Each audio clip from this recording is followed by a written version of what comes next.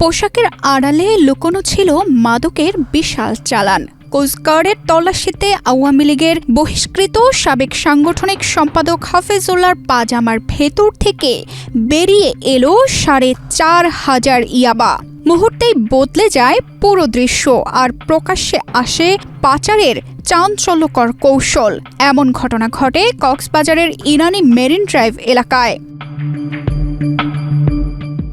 কোস্টগার্ডের media কর্মকর্তা lieutenant commander Suman আল মুকিদ জানান, গত ২৪ জুলাই গোপন সংবাদের ভিত্তিতে কোস্টগার্ড স্টেশন ইনানী একটি বিশেষ অভিযান পরিচালনা করে। বসুন্ধরা ডায়াপেন্ট এখন আরও উন্নত। এই হট এয়ার থ্রো টপশিট দ্রুত শোষণ করে সোনামণিকে দেয় কোমল অনুভূতি। এ সময় টেকনাফ থেকে কক্সবাজারগামী একটি যাত্রীবাহী বাসে তল্লাশি চালিয়ে সন্দেহভাজন ওই যাত্রীর কাছ থেকে ৪,৫০০ পিস ইয়াবা উদ্ধার করা হয়। উদ্ধার হওয়া ইয়াবার আনুমানিক বাজার মূল্য ২২,৫০,০০০ টাকা।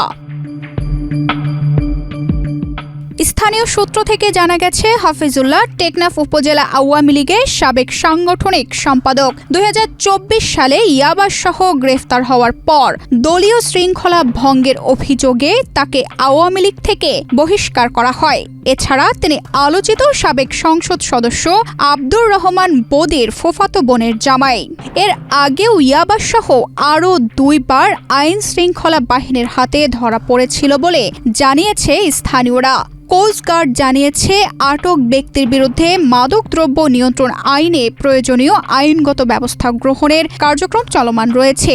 একই সঙ্গে মাদকের বিস্তার রোধে ভবিষ্যতে এ ধরনের অভিযান অব্যাহত থাকবে বলে জানিয়েছে বাহিনীটি। তানজিদা রহমান, ইনায়া, বাংলাদেশ প্রতিদিন।